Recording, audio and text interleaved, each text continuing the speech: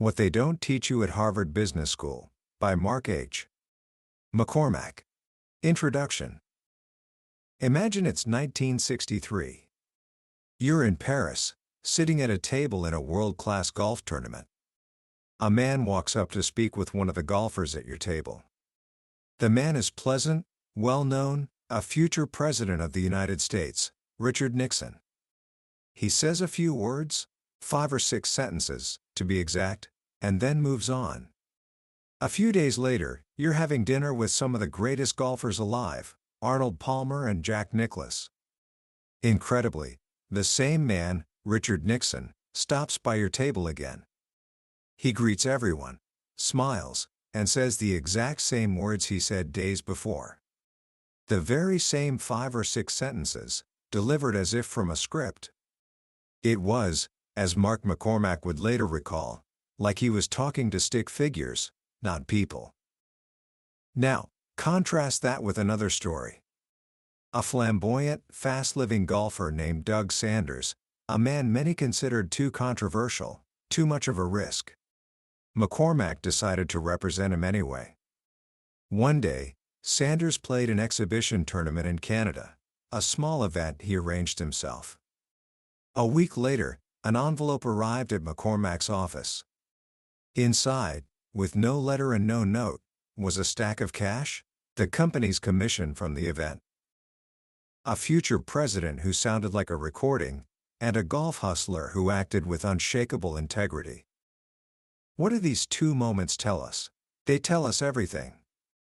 They reveal a fundamental truth about success, a truth so powerful that it can build empires, yet so subtle that it's never taught in the hallowed halls of our most prestigious business schools. This is the world of street smarts, and the man who mastered it better than anyone was Mark H. McCormack. McCormack, who Sports Illustrated called the most powerful man in sport, never went to Harvard Business School. In fact, he started his company, International Management Group, or IMG, on a handshake with less than $500. He single-handedly created the entire sports management industry. Today, that company is a global behemoth with thousands of employees in dozens of countries. His book, What They Don't Teach You at Harvard Business School, became an international bestseller not because it's filled with complex theories, but because it's filled with something far more valuable, the unwritten rules of the game. The secrets of human nature that allow you to read people, to shape their impressions of you, and to gain a slight, almost imperceptible edge in every interaction. So, for the next little while, I want you to forget about textbooks and balance sheets. I want you to lean in and listen closely. Because today, I'm going to share with you the wisdom of a man who understood that business situations, at their very core, always come down to people situations. And by the end of our time together, you'll understand the subtle art of applied people sense, the one skill that can take you from where you are to wherever you want to go. Book summary. Let's start with the most important lesson you will ever learn, the one that serves as the foundation for everything else in business and in life. It's a lesson that Mark McCormack learned not in a classroom, but from watching people in their most unguarded moments.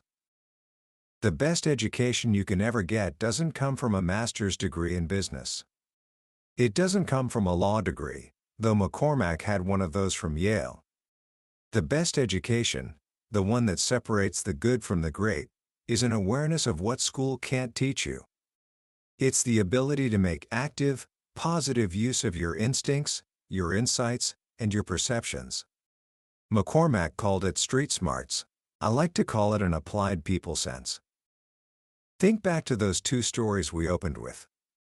Richard Nixon, the powerful politician, revealed a certain insincerity, a phoniness, by repeating the same lines verbatim. It was a small thing, but it spoke volumes about his character. People don't like phonies. They don't trust them. A decade later, that very phoniness would contribute to his downfall. Then there was Doug Sanders, the golfer everyone warned McCormack about. He could have easily pocketed the cash from that small exhibition and no one would have ever known. But he didn't. That small act of sending his commission in cash, without even a note, was so deeply ingrained in his character that nothing else would have even occurred to him. He was a man of his word, even when no one was watching. What McCormack is telling us here is profound. In the business world, it's easy to put on a mask. We have our corporate persona, one way we act with our boss, another with our colleagues, and a completely different one with clients. But your real self, your true nature, that can't change. And sooner or later, in any ongoing relationship, you will find yourself dealing with that person's real self. The sooner you can see it, the more effective you will be. So how do you do it? How do you learn to see what's really there, to hear what's really being said? It starts with 3 simple, but powerful actions: listening aggressively, observing aggressively, and talking less. Let's start with listening. Most of us don't really listen. We're too busy waiting for our turn to talk, thinking about what we're going to say next. Aggressive listening is different. It's about hearing not just what someone is saying, but how they are saying it. People tell you so much more than they mean to. McCormack tells a great story about Pepsi-Cola. For years, Pepsi was desperately trying to get its drinks into Burger King. But Burger King had a contract with Coke. So, Pepsi's pitch was always about giving the consumer a choice. Have it your way, they argued, echoing Burger King's own slogan. But Burger King kept saying no. Time and again, they explained that their philosophy was a limited menu, and that included only one cola. For months, Pepsi kept pushing the same choice angle, and for months, they got nowhere. They were talking, but they weren't listening. One day, someone at Pepsi finally got the hint. They changed their pitch entirely. They stopped talking about choice and started talking about a shared identity. They framed it as a partnership of the number 2s going after the number 1s, Pepsi and Burger King against Coke and McDonald's. Someone at Burger King finally smiled and said, "You know, we've been trying to tell you that for months." I'm glad someone finally listened. They got the contract. Aggressive listening isn't passive. It's an active search for the meaning behind the words. Sometimes, the most powerful tool for this is silence. If you just pause for a few seconds after someone finishes speaking, that slightly uncomfortable silence will often make them say more. They will feel an overwhelming need to fill the void, and in doing so, they might just tell you what you really need to know. Next comes observing aggressively. McCormack would often fly great distances just to meet someone face to face, even when the business could be handled over the phone. Why? Because the impression you get from meeting someone in person is completely different. You can see things that you can't hear. Observation is not just about watching for body language, though that's part of it. It's about taking in the whole picture. How does someone dress? Is their office meticulously organized or a creative mess? Is it filled with personal photos and mementos, or is it sterile and impersonal? Is their casualness a little too studied? Do they seem a little too attentive, leaning in on your every word like an old-school salesman? These are all conscious statements people make about themselves. An office cluttered with diplomas and awards might signal a need for validation. A person whose posture is a little too perfect, a little too rigid, might be more interested in appearances than in real accomplishment. McCormack says people like this make him nervous. They are more likely to be interested in looks than in performance. But the most revealing arena for observation is the eyes. The eyes will tell you what someone is really thinking, even when all the other signs point somewhere else. The next time you're in a meeting with a group of people, notice their eye contact with each other. It will help you figure out who holds the real influence, what they are really thinking, and whether you are boring them to tears. The final piece of this puzzle is simple: talk less.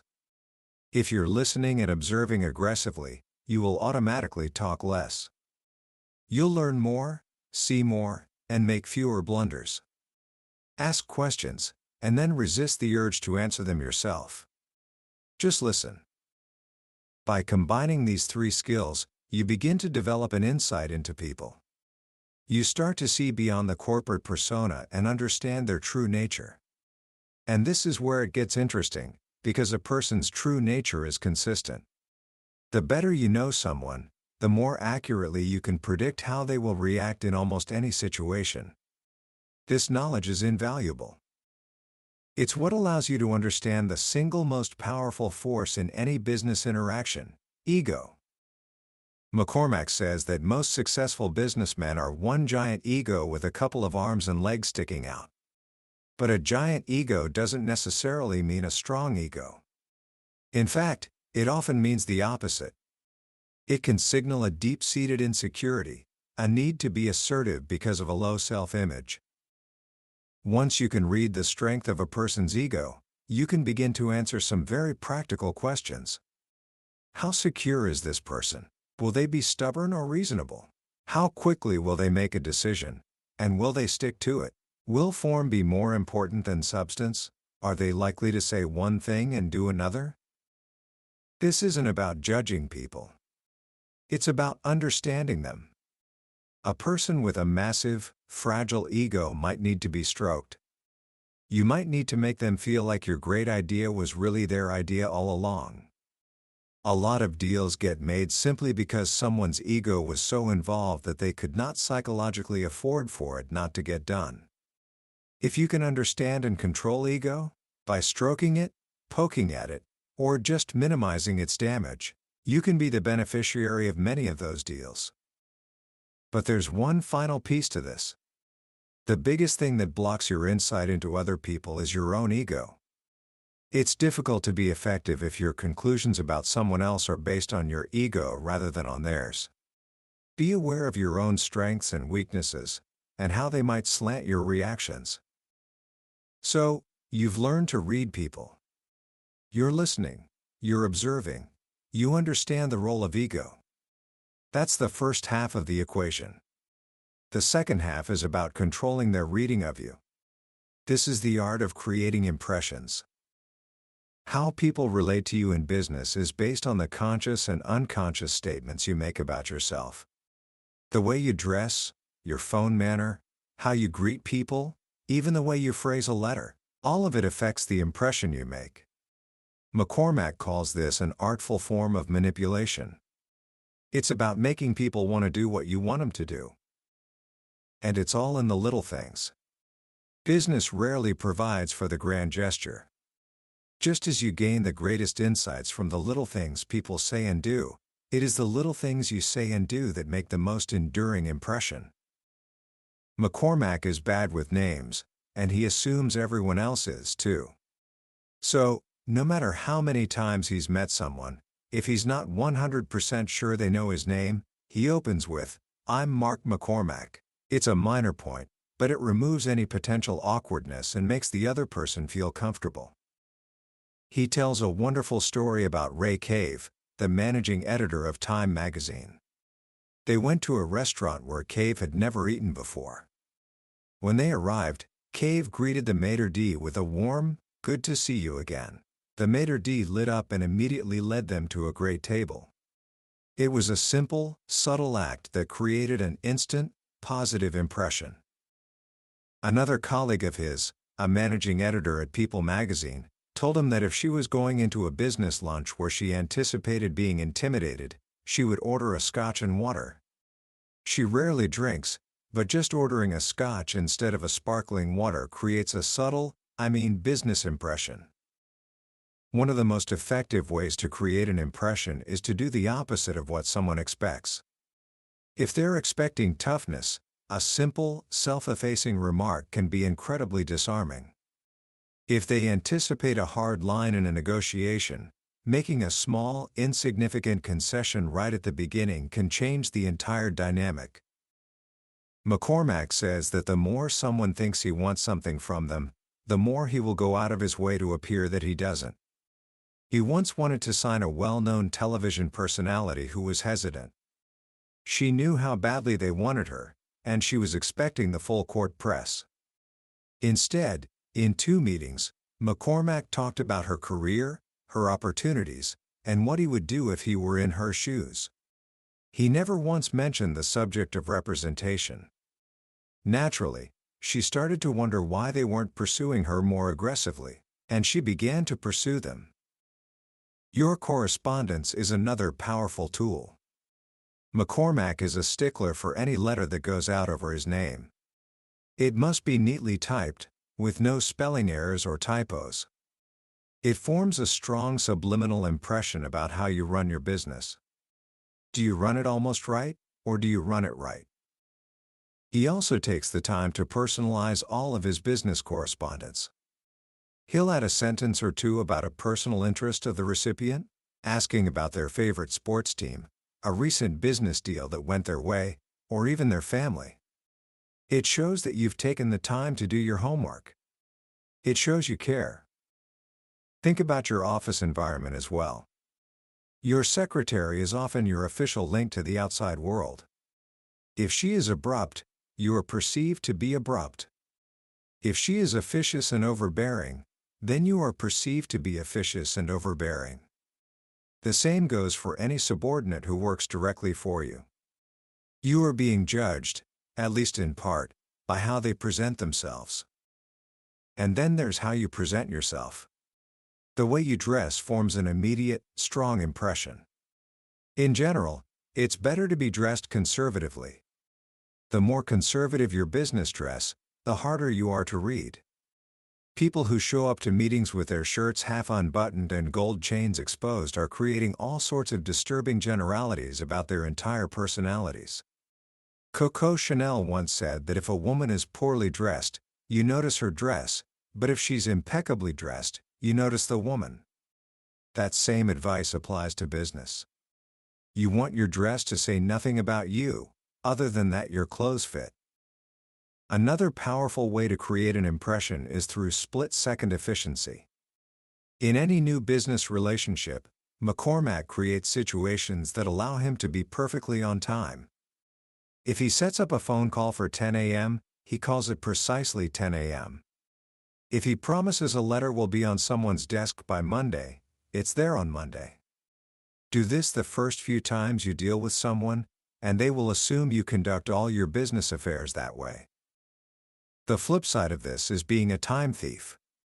The quickest way to make a lasting negative impression is to waste someone's time. Don't set up a meeting just to make a contact. A contact worth having will respond to your "I just wanted to meet you" by making sure you never meet again. And if you have someone in your office, don't take prolonged phone calls. It's exasperating. Excuse yourself and keep it short, or just say, "I'm in a meeting. May I call you back?" All of these small things, your punctuality, your correspondence, your dress, your manners, they add up. They create an overall ongoing impression of competence, effectiveness, and fair-minded toughness. This is the kind of person people want to do business with. And when you create that kind of impression, people will forgive the occasional mistake. They will overlook your imperfections because their overall, lasting impression of you is a favorable one. Now, let's talk about where all of this comes together. You've learned to read people, and you've learned how to shape their impressions of you. The next step is using that information to tilt a business situation slightly to your advantage. This is what McCormack calls taking the edge. Taking the edge is the gamesmanship of business. It's not about being greedy or pushy. It's about winning through intuition.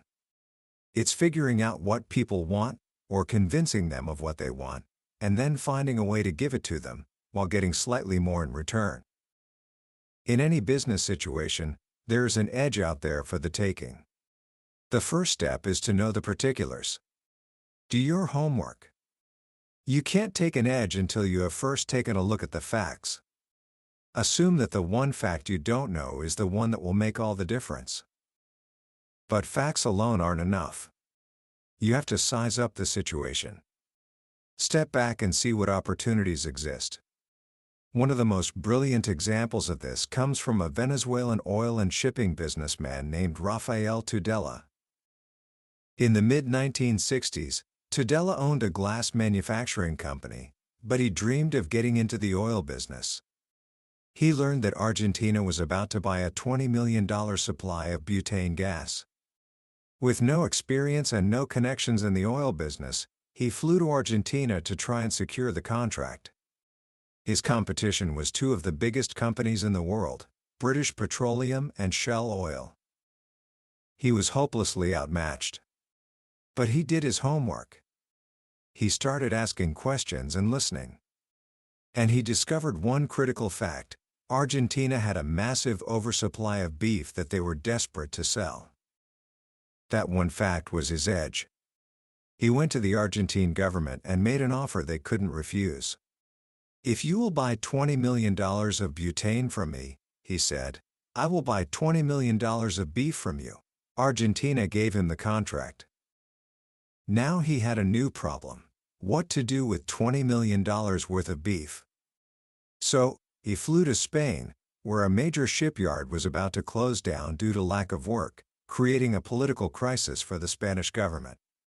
He told them, "If you will buy $20 million of beef from me, I will build a $20 million supertanker in your shipyard." The Spanish government was ecstatic. Finally, he flew to Philadelphia, to the Sun Oil Company. He told them, "If you will charter my brand new $20 million supertanker, I will buy $20 million of butane gas from you." Sun Oil agreed. In a series of brilliant moves, Rafael Tudela had built an entire business from scratch. He started with nothing but an idea. He did his homework, he understood what each party desperately wanted, and he found a way to give it to them. He was a master at taking the edge. Sometimes, taking the edge requires thinking on your feet. An opportunity might appear for only a split second, and if you don't grab it, it will disappear forever. McCormack's team was in a meeting with McDonald's to renew their sponsorship of the World Triathlon Championship. But the mood in the room was off. McDonald's seemed reluctant. They had just committed a huge sum of money to building the swimming pool for the 1984 Olympics, and that was preoccupying all of their thoughts. The triathlon deal was about to die. But the head of television sales sensed something else. He sensed that there was still a mood to buy something. The momentum was there, but it wouldn't last a second longer than that meeting. So, out of the blue, he switched gears entirely. He suggested that maybe the triathlon idea had run its course.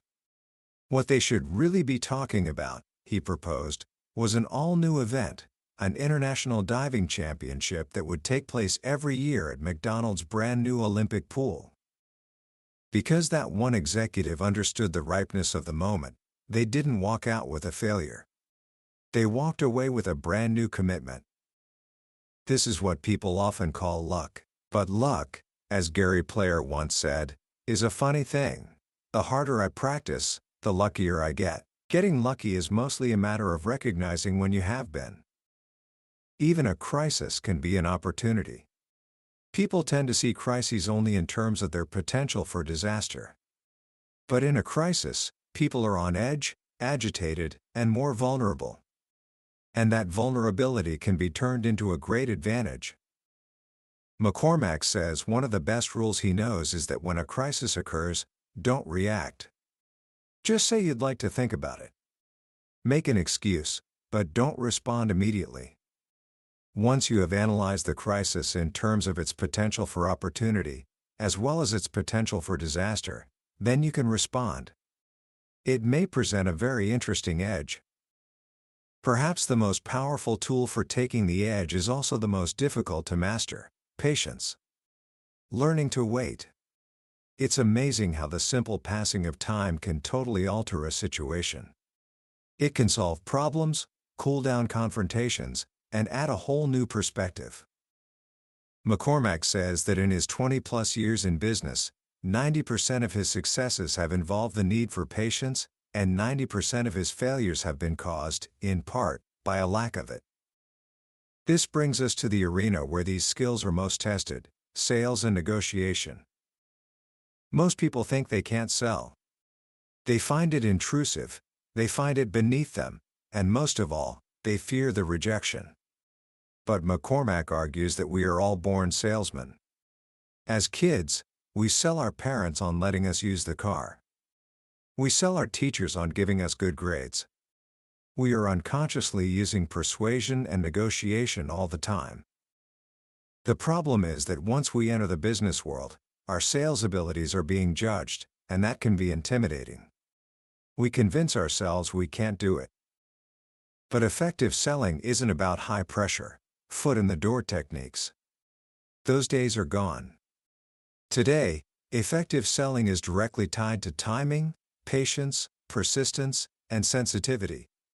If you feel like you are imposing, that's not a problem, it's an asset. It means you have a sixth sense for when the timing is wrong. The best salespeople know when to back off and come back another day. The fear of rejection is real. But it helps to remember that rejection in selling is rarely personal. It doesn't mean you have to like it. Acknowledge your feelings of frustration or anger, but don't let them stop you. Arnold Palmer, one of the most beloved athletes in history, cared so much about success that his fear of failure was immense. When he missed a crucial shot, you could see the pain etched on his face. And people loved him for it, because they knew he cared. If you aren't afraid to fail, you probably don't care enough about success. When it comes to negotiation, people often think of it as a battle, a showdown of machismo. McCormack sees it differently. He doesn't think of himself as a tough negotiator, he thinks of himself as an effective one. Negotiation isn't about making the other person back down. It's the last step in an ongoing sales effort, a process of reaching an agreement that is mutually advantageous. He has a simple framework for any negotiation. There are 5 questions that must be answered: what, when, where, how exclusive, and how much. Don't get hung up on how much. Numbers are just one piece of the pie. If one person starts at 10 and the other starts at 20, and you end up at 15, that's not a negotiation, that's just splitting the difference. A true negotiation is more intricate. One of his best pieces of advice is to let the other guy go first with the numbers. At the very least, it tells you what he's thinking. And on many occasions, the other party's first offer has been higher than the closing figure McCormack had in mind. He also uses what he calls psychological currencies, deal points that seem innocent but have a potent underlying impact. Early in his career, he was negotiating a contract for golfer Gary Player with a company called Slazenger. Slazenger wanted a 1-year contract. McCormack wanted a long-term deal. They were at an impasse. So, he came up with a brilliant solution. He proposed a contract that was terminable by either party from the moment it was signed. But on 5 years' notice. His theory was that Slazenger would be so reluctant to terminate someone they would still be affiliated with for another 5 years that they would work extra hard to make sure it never happened. Gary Player's contract with Slazenger is now in its 20th year. This is the art of mollifying then modifying. Acknowledge the other party's feelings. It's the oldest psychological technique in the world. Say something like, "I know exactly what you mean, and I couldn't agree with you more, but," that conjunctive clause allows you to cancel out everything that came before it. You've accepted how they feel, but you haven't committed to anything. And then there's the power of candor. When negotiations get tense, when they're in danger of falling through, a moment of simple honesty can be disarming. Just saying, "Look, I really want this to go through. This is very important to me," can bring back perspective and make a conciliation that seemed impossible just moments before, suddenly seem possible after all. One of the most memorable stories on this comes not from McCormack, but from his close friend, the Australian media mogul Kerry Packer. David Frost was trying to sell Packer the Australian rights to his famous Nixon interview tapes. Frost wanted $175,000. Packer wouldn't go higher than $160,000.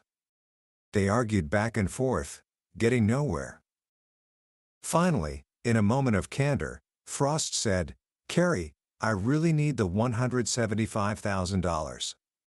And I'm sure the tapes are worth it." Packer was silent for a long moment. Then he said, "I've got an idea, David. I have a coin right here. Let's flip for the difference. You call it." Frost, on the other end of the phone, hesitated. Finally, he said, "All right. Heads." "You win," said Packer. Sometimes, the best deal you can make for yourself is by driving a soft bargain. Where does your self-interest lie? In a short-term gain, or in a long-term relationship? These principles, reading people, creating impressions, taking the edge, and negotiating effectively, are not just for making deals. They are for building a career and running a business. When it comes to getting ahead inside a company, you have to understand the rules of the game. It's a pyramid. There are simply not as many presidents as there are vice presidents. This creates a natural antagonism between different levels. You have to be able to alert those several rungs above you to your talents, without making enemies of the people in between. You have to make the middle guys think that by supporting you, they will look better as managers. Meanwhile, you have to keep your peers as friends and maintain the support of your subordinates. It's complicated. And it's one of those real-world concerns no textbook can prepare you for. McCormack shares 3 hard-to-say phrases that most successful executives have mastered. The first is, "I don't know." It's amazing how many people are afraid of these words, thinking they will appear inadequate. When McCormack first shook hands with Arnold Palmer, he made only 2 guarantees. First, that if he didn't know something, he would tell him. And second, that when he didn't know something, he would find someone who did. Not admitting what you don't know can lead to suspicion about what you do know. The second phrase is, "I need help." People are often afraid to ask for help because they think it shows weakness. But the whole corporate assumption is that some tasks are better achieved by groups. Asking for help is how you learn and expand your value to the company. The third phrase is, "I was wrong." The people who are least secure have the hardest time admitting their mistakes. But it's not the mistake that matters, it's how it's handled that forms the lasting impression. The ability to say "I was wrong" is cathartic. It allows you to put your mistakes behind you and move on. As you build a business, as McCormack did with IMG, these principles scale up. He built his empire by committing to quality from the very beginning, signing the 3 best golfers in the world, Palmer, Player, and Nicklaus. He grew slowly, getting better before he got bigger. He diversified his expertise, moving from golf into other individual sports like auto racing and tennis. He hired the best people to teach him what he didn't know. He built a global network of offices long before it was fashionable, understanding that anything America had, the rest of the world was going to want. But as a business grows, it faces its biggest enemy, its own systems. The structures created to make things run smoothly begin to stifle the very momentum they are supposed to help. Ford's structure was once described as a wall of molasses. You can't get anything in. You can't get anything out. To combat this, you have to think small, even as you get big. McCormack organized IMG into a group of 12 smaller companies, each functioning as a separate profit center. It preserved the small feeling, the sense of immediacy and importance that makes people feel like what they do every day matters. You have to be willing to break out of your own systems, to punch holes in conventional wisdom. You have to manage with confidence, which means delegating. It takes a very confident person to be a good manager, to build up people and then let go of a responsibility. You have to hire people smarter than you are, and then sell your company, not yourself. And finally, if you're one of the few who wants to start your own business, you have to ask yourself the hard questions.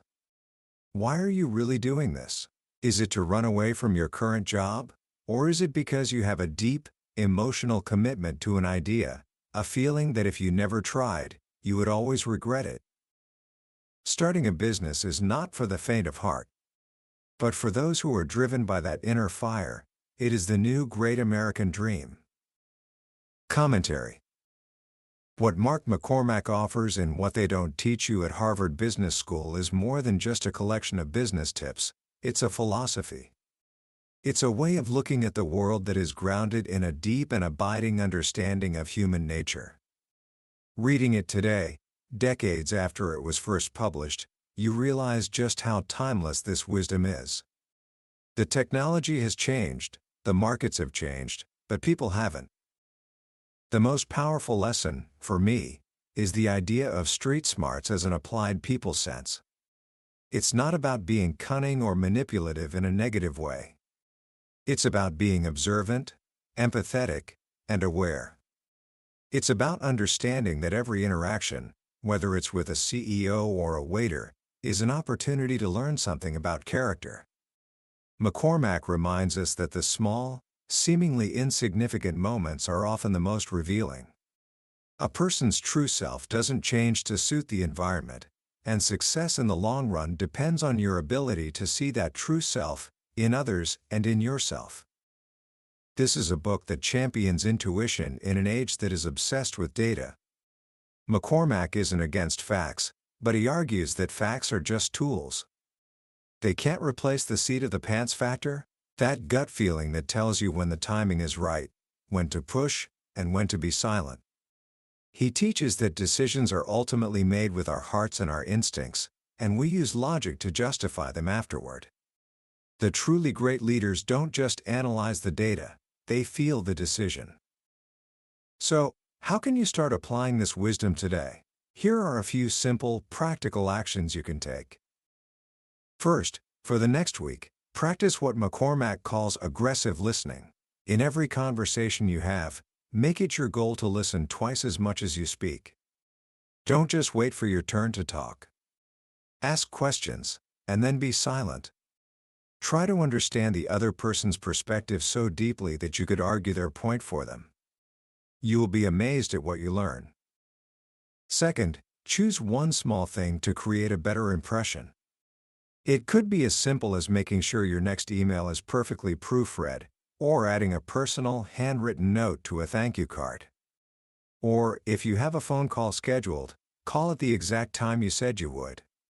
These small acts of precision and care build a reputation for competence that is incredibly powerful over time.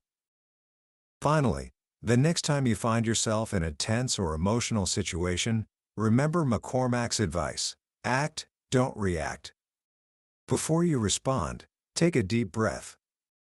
Force yourself to step back, even for just a few seconds. This small pause gives you control. It allows you to move from being controlled by the situation to being the controller of it. It's a simple habit that can fundamentally change the outcome of your most difficult interactions. Ultimately, this book is a reminder that no matter how complex business gets, it always comes down to one thing: people.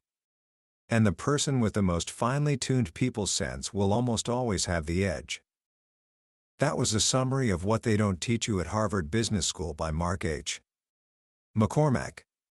We've certainly hit the highlights today, but I'll be honest with you, a summary can only ever be a map. The real treasure is found when you make the journey yourself.